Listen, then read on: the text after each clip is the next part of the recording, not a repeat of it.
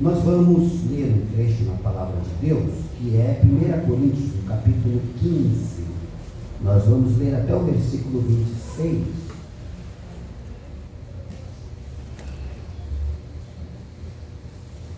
Primeira carta do apóstolo Paulo aos Coríntios, no capítulo 15.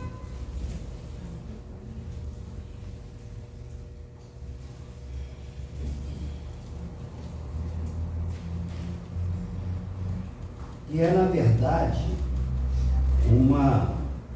um discurso que é a base teológica da ressurreição. Como hoje é domingo de Páscoa, domingo da ressurreição, creio ser muito conveniente e apropriado para nós meditarmos a respeito disso. 1 Coríntios 15 até o versículo 26. Também vos notifico, irmãos, o evangelho que já vos tenho anunciado, o qual também recebestes, e no qual também permaneceis, pelo qual também sois salvos, se o tiverdes tal como vos tenho anunciado. Se não é que crestes em vão, porque primeiramente vos entreguei o que também recebi, que Cristo morreu por nossos pecados, segundo as Escrituras, e que foi sepultado, e que ressuscitou ao terceiro dia, segundo as Escrituras, e que foi visto por Cefas, e depois pelos 12, depois foi visto, última vez, por mais de 500 irmãos, dos quais vive ainda a maior parte, mas alguns já dormem também.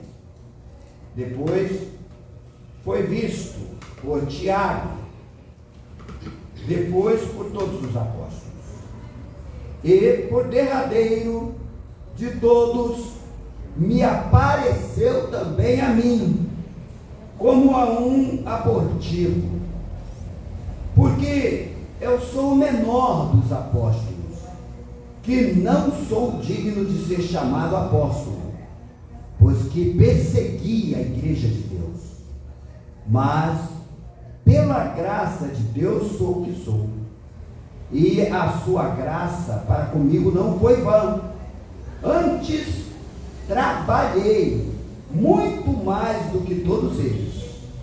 Todavia, não eu, mas a graça de Deus que está comigo. Então, ou seja eu, ou sejam eles, assim pregamos e assim haveis crido. Ora, se prega que Cristo ressuscitou dos mortos, como também, ou como dizem alguns dentre vós, que não há ressurreição dos mortos. E se não há ressurreição dos mortos, também Cristo não ressuscitou.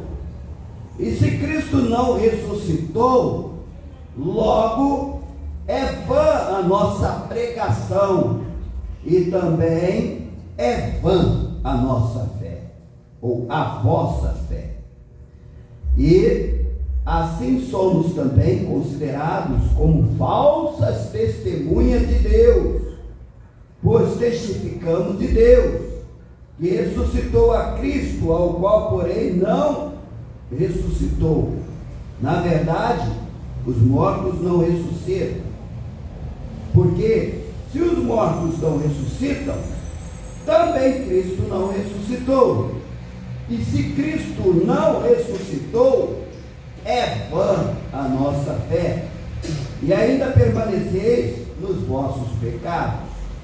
E também os que dormiram em Cristo estão perdidos. Se esperamos em Cristo só nesta vida, somos os mais miseráveis de todos os homens. Mas agora, Cristo ressuscitou dos mortos, e foi feito as primícias dos que dormem. Porque assim como a morte veio por um homem, também a ressurreição dos mortos veio por um homem. Porque assim como todos morrem em Adão, assim também todos serão vivificados em Cristo. Mas cada um por sua ordem. Cristo, as primícias, depois os que são de Cristo na sua vida. Depois virá o fim, quando tiver entregado o reino a Deus e o Pai e ao Pai, e quando houver aniquilado todo o império e toda a potestade e força, porque convém que reine até que haja posto todos os inimigos debaixo de seus pés. Ora, o último inimigo que há de ser aniquilado é a morte. Até aí, poderíamos ler até o final do capítulo, porque o apóstolo está fazendo a fundamentação da nossa teologia a respeito da ressurreição de Cristo.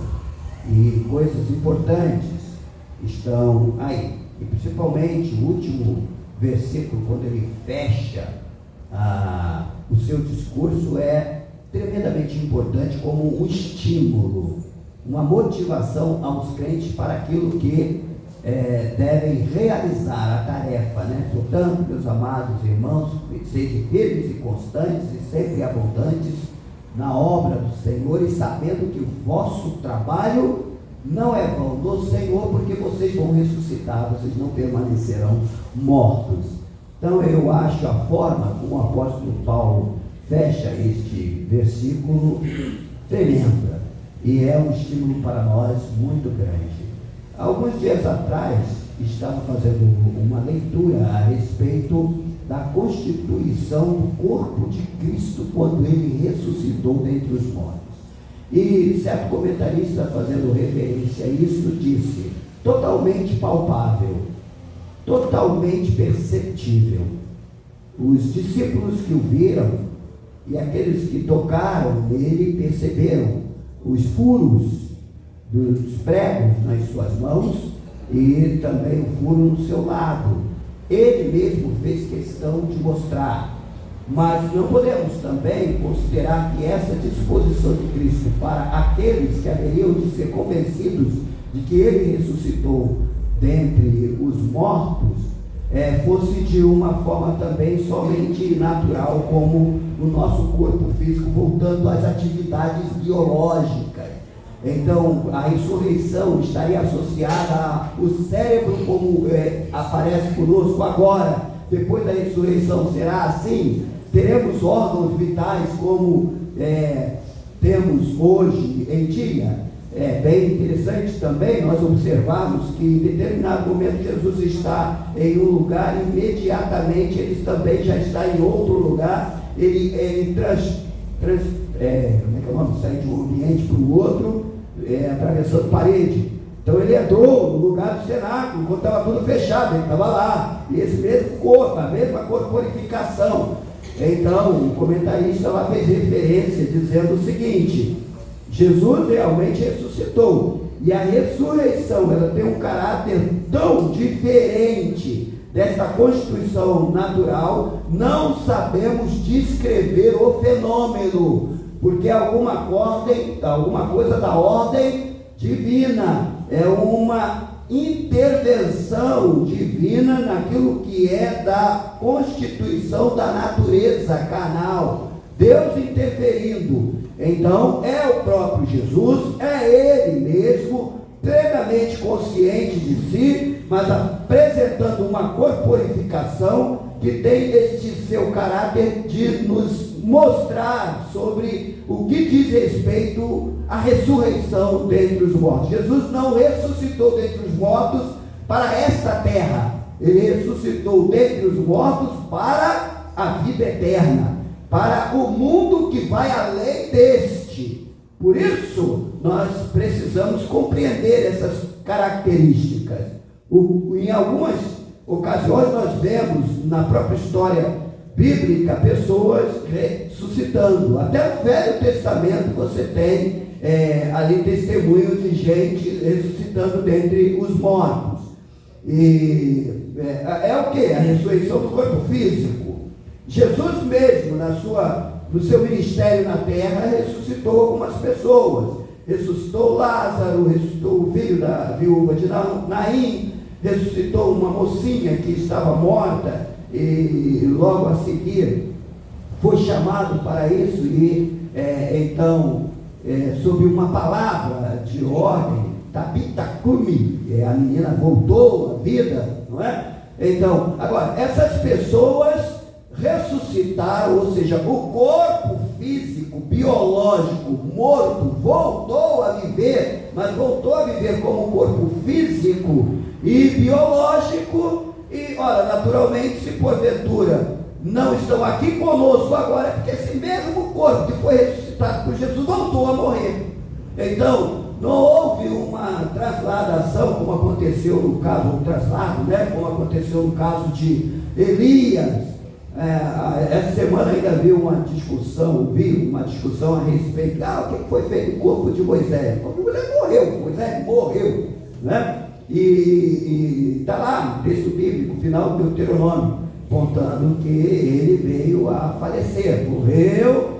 Lá no texto de Judas vai fazer referência de uma briga fora desse ambiente da terra. Quem vai ficar com o corpo de Moisés? E aí houve uma repreensão lá de um anjo da parte de Deus, e para definir que o corpo de Moisés não era para ser idolatrado, não era para ser embalsamado, morreu, acabou o fim de papo, né?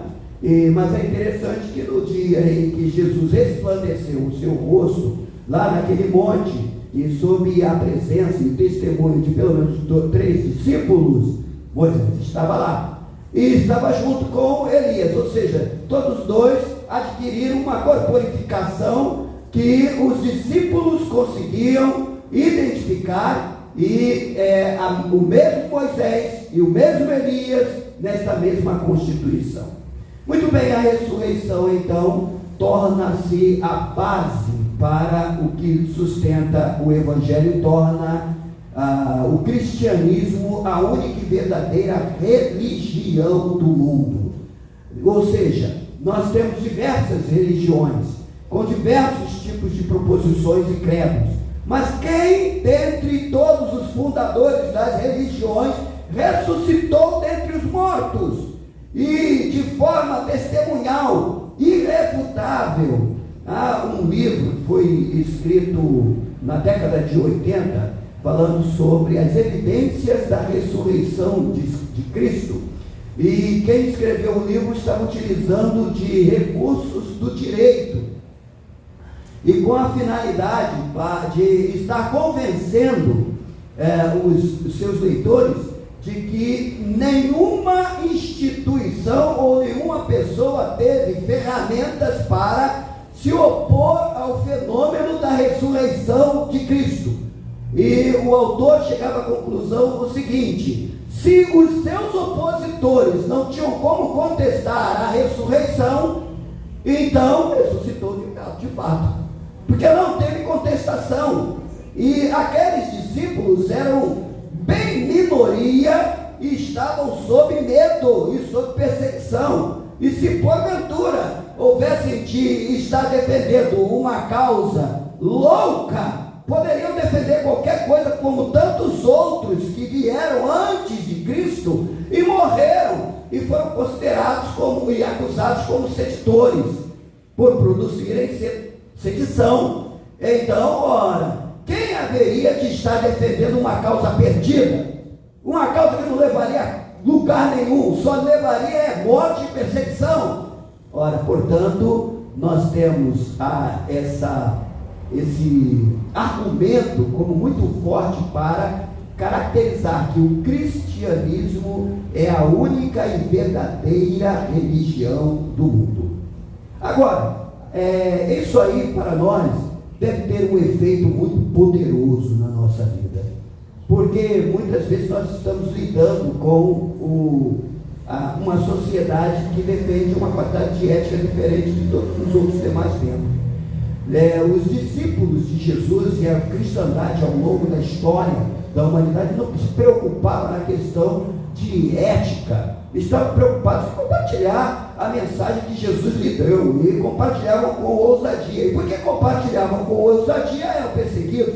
Muitos até experimentavam morte, e nós podemos inclusive tirar o exemplo de Estevão, que morreu apedrejado pelos seus opositores, mas tinha uma visão celestial que Deus lhe proporcionou, mas morreu perseguido porque defendeu. E ele não entrou na questão de ética, muito pelo contrário, ele acusou aqueles que o estavam incriminando a respeito do crime que o cometeram. É importante para nós termos ousadia na proclamação do Evangelho.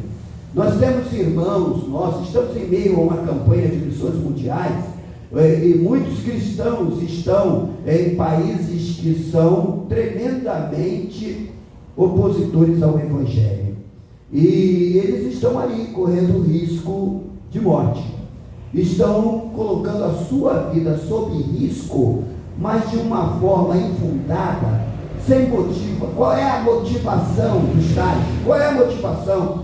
A motivação é o fato de que eles creem que Jesus Cristo ressuscitou dentre os mortos e sabem que a sua vida só tem sentido se estiverem cumprindo a missão que o Senhor ressuscitado lhes deu. Só tem sentido. Então eles estão preparados para morrer. Mas por que estão preparados para morrer? Porque eles têm certeza de que o Cristo que ressuscitou os ressuscitará também.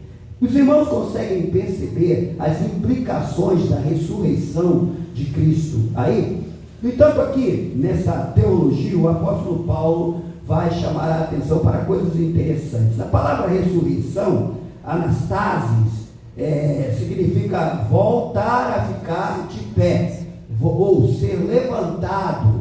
Aquele que estava deitado voltou a ficar de pé. E a palavra anastasis, crises, é voltar a viver para morrer novamente. Dá para entender isso? Então, aqui a palavra ressurreição tem dois sentidos. O sentido da ressurreição do nosso corpo, ou aquele corpo que Deus nos dá para estarmos nos apresentando a Ele. Então, agora Jesus pode levar para a presença, o santuário eterno, a sua petição e a sua intercessão, porque Ele tem um corpo ressuscitado e que leva e apresenta diante de Deus um sacrifício para a remissão dos nossos pecados, porque Ele tem um corpo com essa finalidade. A ressurreição dentre os mortos, dentro da perspectiva teológica, diz respeito a este corpo que receberemos para podermos ver Deus diretamente. Na nossa leitura do Velho Testamento, em alguns momentos nós nos deparamos com alguns testemunhos de pessoas que tiveram um contato direto com uma expressão de Deus, e então as pessoas temiam pela sua própria vida porque tiveram um contato direto com Deus ou com um personagem divino, e então falaram: e agora, vamos morrer? E por quê? Porque este corpo físico não tem as qualidades e as funções para lidar com a natureza daquele que é o Criador de todas as coisas. Então, para aquilo que nós estamos lidando aqui agora, precisamos de uma corporificação nova, senão não temos qualquer condição de termos contato direto com Deus. E é da vontade de Deus que nós tenhamos contato direto com Ele. É um contato da ordem espiritual? Claro, mas é um contato da ordem palpável? Também. Por enquanto, nós lidamos e nos satisfazemos com esse contato com Cristo através de reuniões da igreja, através do nosso culto doméstico. É um contato genuíno, é um contato maravilhoso, verdadeiro, mas é um contato da ordem só espiritual, sem um contato físico. E futuramente, então, é que nós veremos a sua face verdadeiramente como ele é. Nessa disposição que o apóstolo Paulo mais adiante vai descrever, que nós vamos ressuscitar assim dentre os mortos, receberemos um corpo, e este corpo ele terá as mesmas qualidades do corpo qual Jesus ressuscitou dentre os mortos. Teremos a nossa consciência de ser. Quem nós somos não se perderá. Então, o corpo físico, o que nós sabemos é que o nosso corpo físico volta para o pó. Você vai voltar para o pó. Você, quando morrer, seu corpo vai deteriorar. A sua carne será comida pelos bichos da terra. Você vai acabar.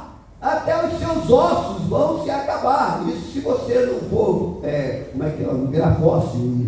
Mas dizem que fóssil não é osso, né? O fóssil é fóssil. Virou uma matéria lá que não é osso, aquilo ali. Então você vai acabar totalmente. E para onde vai o seu cérebro e a sua mente? Onde a sua mente residirá? Bem, isso nós não sabemos. Apenas sabemos que o seu corpo físico vai embora, mas você, a essência de ser, vai para algum lugar. O Senhor Jesus Cristo contou então uma parábola referindo-se àqueles que partem deste lugar. Então ele contou a parábola do rico e do Lázaro. E o rico foi para um lugar e o Lázaro foi para outro lugar. E nesse lugar, naturalmente, se a gente parte do princípio de que o corpo físico se dissolveu, então ali não se trata de pessoas com corpo físico na mesma estrutura que nós temos aqui. Mas se também não diz respeito ao corpo que será adquirido na ressurreição dos mortos, também não possuíam esse tipo de corpo. Que tipo de essência humana Jesus está se referindo aqui? Alguma coisa que tem consciência de si mesmo, onde quer que esteja. Então nós aprendemos nessa teologia que nesse estágio intermediário sabemos quem somos. Eu precisei fazer uma operação porque tive um problema aqui, esqueci o nome, que inflama, tem que operar imediatamente, não morre, apendicite. Aí tive um problema de apendicite, entrei em crise, precisei ser internado imediatamente para fazer a operação, porque senão a coisa ia complicar. E logo que cheguei na mesa de cirurgia, a pessoa colocou alguma coisa para eu cheirar e eu apaguei. E apaguei, meus amados irmãos, de tal maneira que eu só voltei à consciência depois que saí da mesa de cirurgia. Então, não sei quantos aqui já fizeram uma operação dessa qualidade, de apagar totalmente. Quem fez aqui a operação desse sentido? E um monte de gente. Você se lembra de alguma coisa enquanto você estava ali apagado? Lembra-se? Nem sonhar você sonha. Para dizer assim, tive uma experiência etérea, estava em outro lugar aí hoje. Então, quer dizer, apagou totalmente.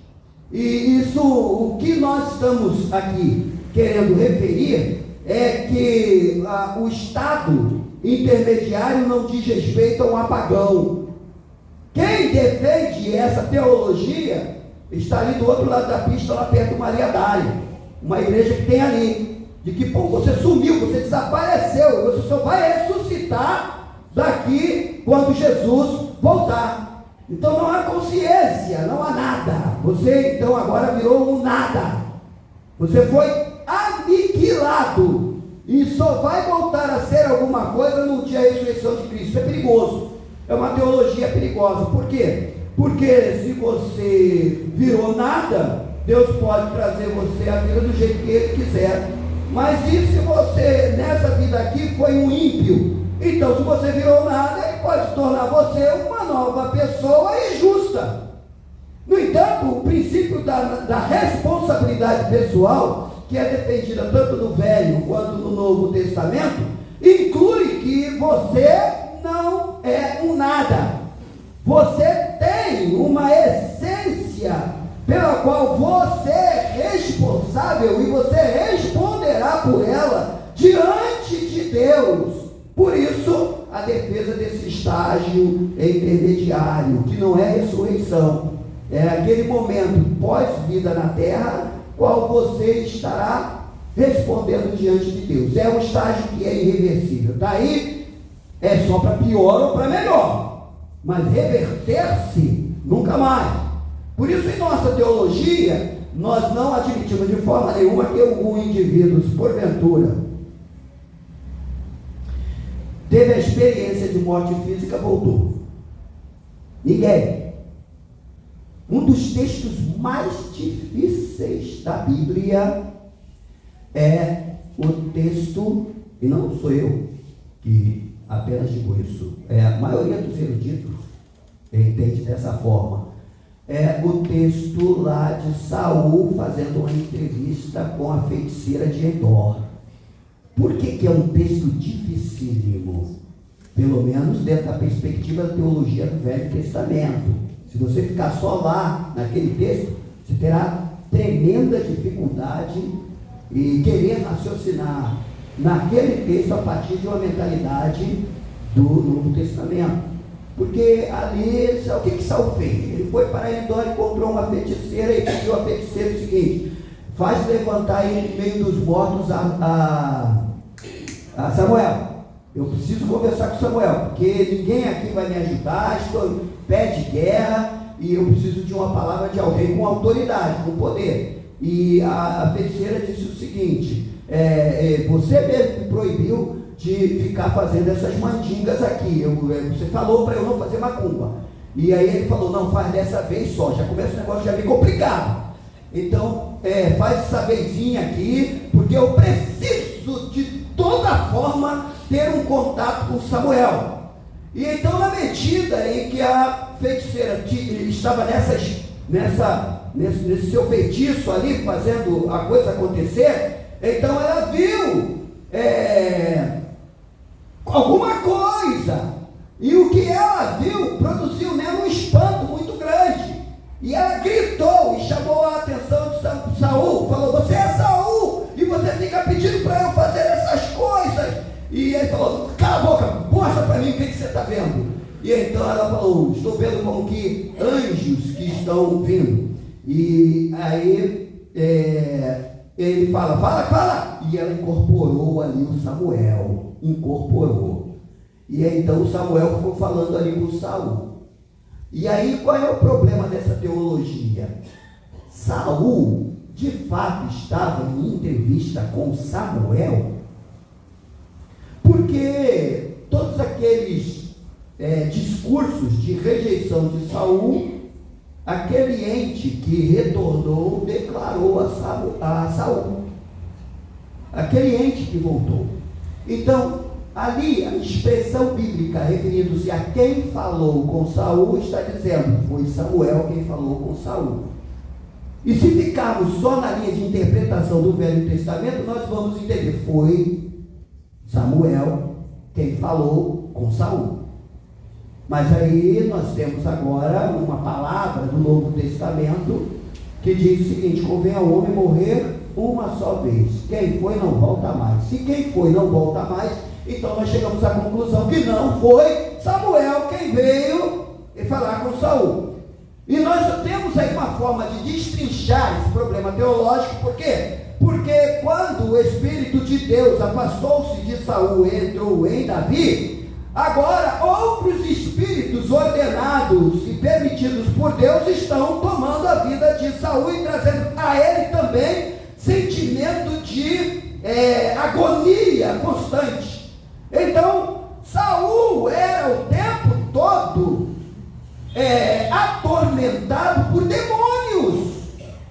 E possivelmente, então, o que aconteceu é que Saul recebeu a visita de um demônio e que tinha essa expressão daquilo que ele queria ver, mas que veio da parte de Deus, para justamente confirmar tudo que já foi outrora dito. Então, não foi Samuel quem voltou? Não foi Samuel quem voltou.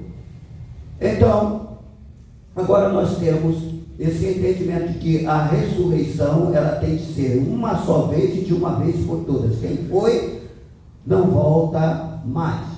E só há um jeito de quem ressuscitou dentre os mortos voltar aqui. Nos termos que o apóstolo Paulo está narrando aqui em 1 Coríntios, no capítulo 15. A ressurreição de todos os mortos.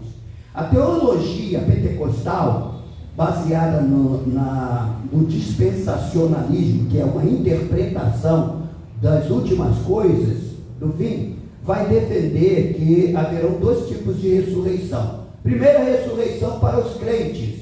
A igreja do Senhor, em determinado momento, depois do período de tribulação, haverá de ser visitada por Jesus, que voltará para ela nas nuvens, e então todos os crentes serão ressuscitados, e alguns aqui serão transformados, e a igreja será arrebatada. Então a interpretação diz o seguinte, que a igreja vai subir. E então tem muitos vídeos agora na internet falando sobre isso, né? A igreja subindo, aí o indivíduo trabalhando com, daqui a pouco só fica a roupa no chão e o indivíduo, cadê? Então, uma teologia que fala de primeira ressurreição dos crentes, dos cristãos, e aí fica um povo na terra.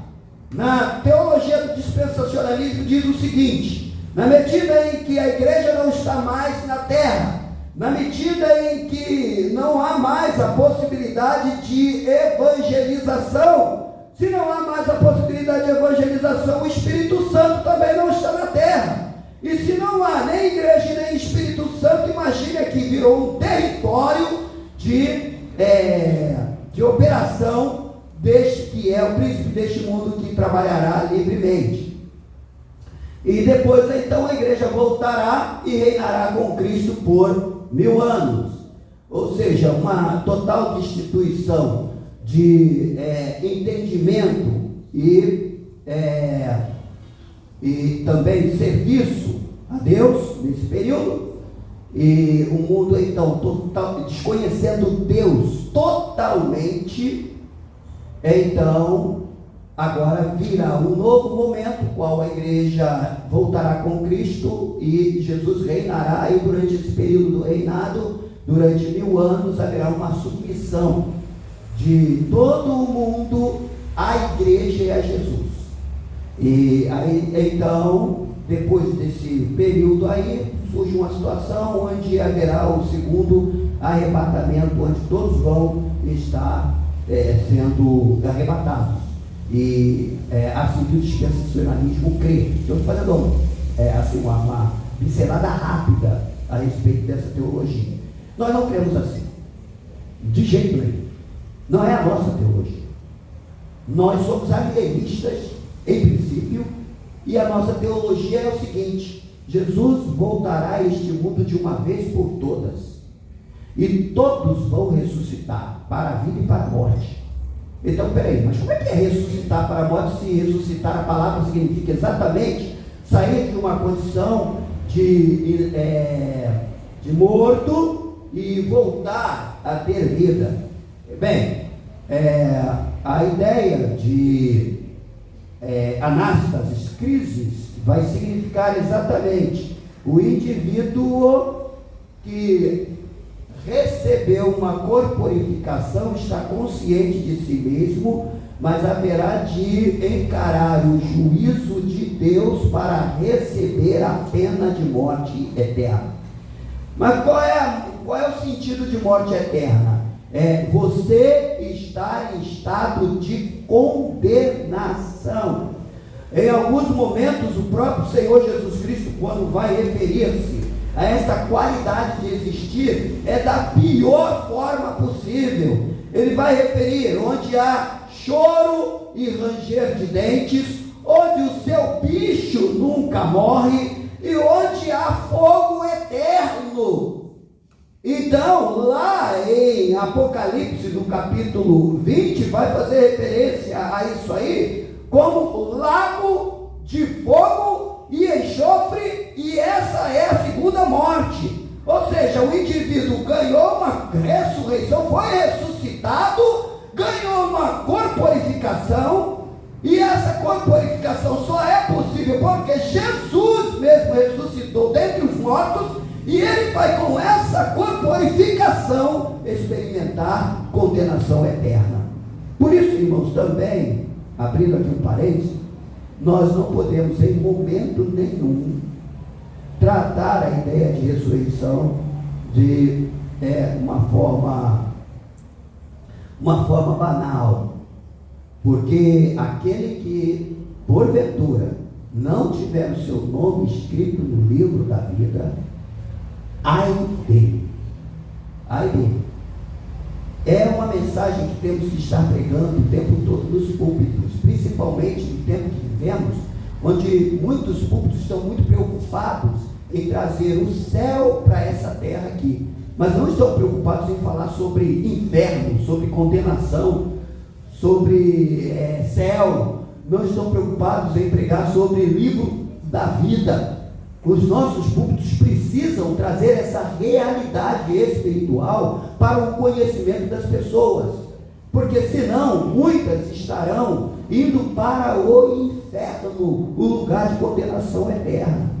Então, aqui o apóstolo Paulo, ao falar sobre a ressurreição, ele diz o seguinte: se é apenas para esta vida que nós esperamos em Cristo, somos os mais miseráveis dos homens.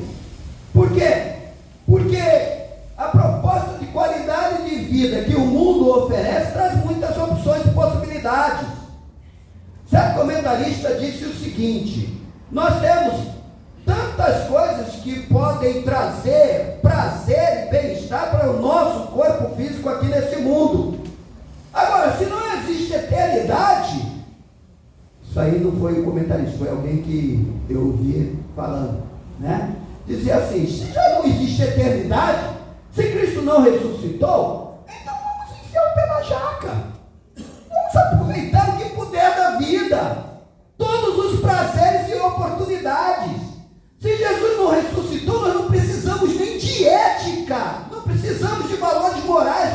Por quê? Porque ele não ressuscitou. Aqui se faz, aqui se paga, e não existe mais nada além do outro lado. Então viva a sua vida do jeito que você quiser, porque você não prestará contas de nada a ninguém, porque Cristo não ressuscitou. Mas é assim, o princípio da eternidade está tão enraizado em nós, tão enraizado, que mesmo o homem, por mais incrédulo que seja, mesmo que ele faça parte de uma sociedade tribal, que não tenha qualquer princípio de valores do mundo ocidental ou oriental, cada um vive por si, há sempre um código moral que irá determinar, será fator determinante de convívio social, ordenador da vida e da consciência de cada um. C.S. Lewis escreveu alguma coisa a respeito disso naquele livro Cristianismo Puro e Simples, onde ele confronta exatamente essa questão de que o que em nós nos torna essencialmente seres espirituais é que nós aprendemos a respeito dos limites da liberdade. Então, aí eu vou aprender o que a respeito disso? Que já está na essência de cada ser humano, que ele haverá de responder sobre a sua vida no dia da ressurreição.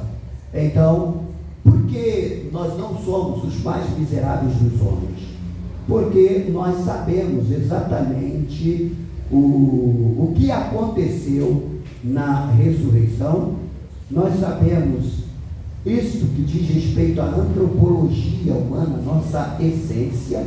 Então sabemos para onde nós vamos. Então a ressurreição de Cristo é determinante para a pregação do Evangelho. Que é isso, meus irmãos? E aqui é meu último ponto. Paulo vai introduzir essa matéria porque está escandalizado com o fato de alguns dos coríntios afirmarem que não há ressurreição dos mortos. Porque alguns cristãos estão afirmando no meio da igreja: não, o crente não ressuscita não. A gente só aprende a viver de uma forma adequada de viver para aqui, para essa terra. Então, lá no versículo 12, ele está dizendo: como que vocês podem dizer uma coisa desta? Nenhum pregador, nem Pedro, nem nenhum dos discípulos, ainda que espalhados no mundo, pregaram alguma coisa próximo disso que alguns de vocês estão dizendo. No versículo 11, ele relembra: este evangelho de Jesus Cristo morto e ressuscitado é o que pregamos e é o que vocês creram lá atrás, no início. O ponto crucial agora é posto como um ultimato, nos versículos 13 e 14.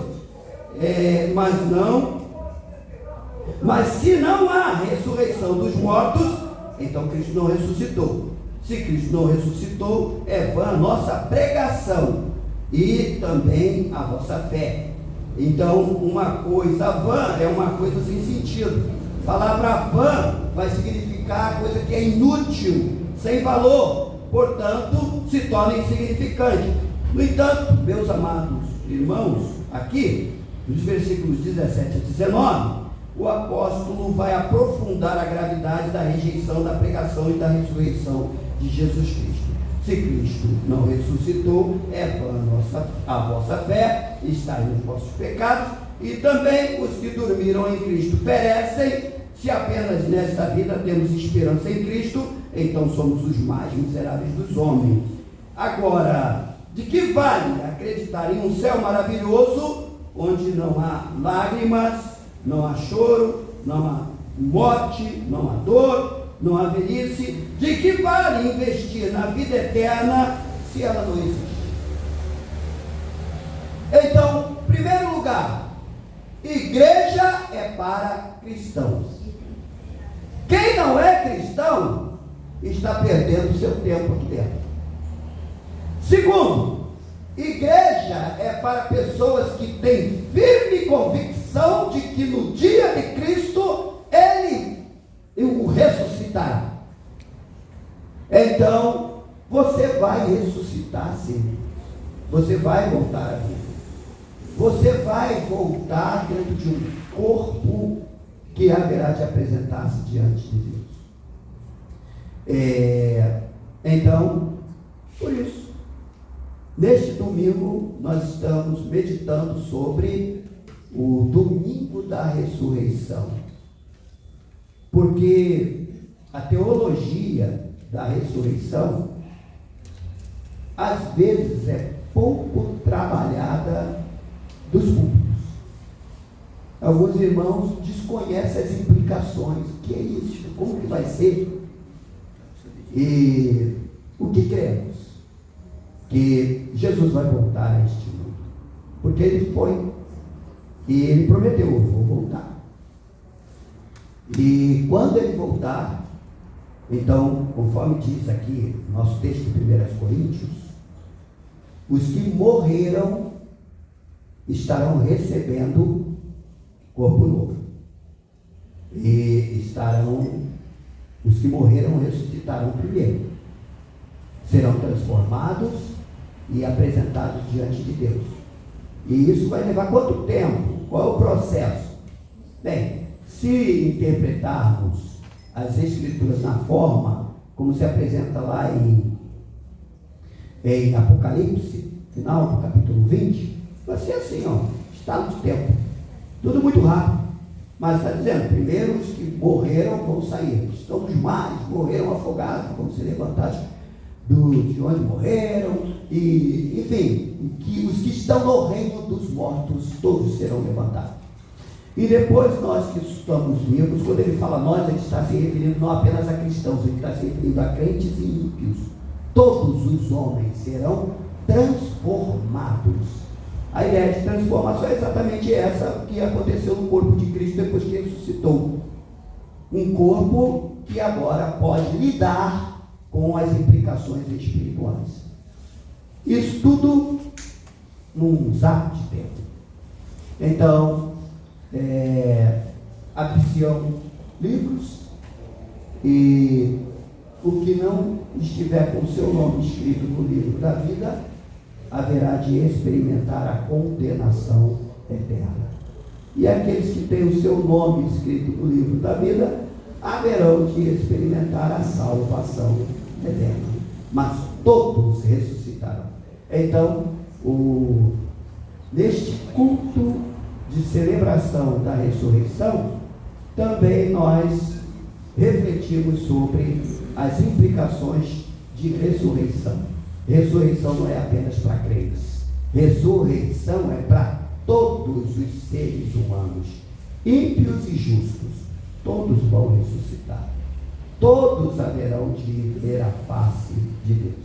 Para nós, deve ser motivo de grande celebração, porque Jesus ressuscitou, como nós cantamos aqui, né? Levantou dentre os mortos para nos dar a garantia de que nós vamos entrar no céu dele, não no inferno. Nós vamos entrar na vida eterna. Então, por quê? Porque eu sei que o meu nome está escrito no livro da vida. Você tem certeza que o seu nome está escrito no livro da vida? Glória Amém? a Deus. Glória a Deus! Então você vai entrar no céu de Deus. Pode morrer tranquilo, porque quando você voltar, você tem um bom lugar para você. Mas se você não tem certeza, aí é um problema sério, né? Deus abençoe a sua igreja neste domingo de celebração da ressurreição de Cristo. Amém?